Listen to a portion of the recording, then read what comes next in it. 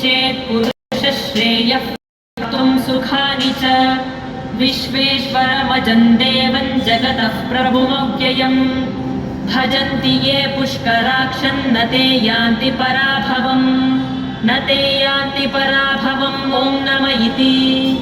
अर्जुन उवाच पद्मपत्रविशालाक्ष पद्मनाभसुरोत्तम भक्तानामुदेवस्य वासितं भुवनत्रयम् सर्वभूतनिवासोऽसि वासुदेव नमोऽस्तु ते श्रीवासुदेव नमोऽस्तु त ॐ नमः इति।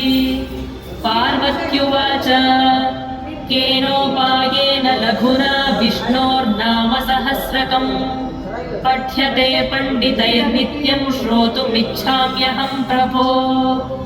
ईश्वर उवाच श्रीराम राम रामेति रमे रामे मनोरमे सहस्रनाम तत्तुल्यं रामनाम वरानने।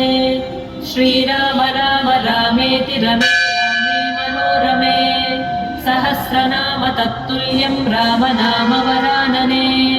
श्रीराम राम रामेति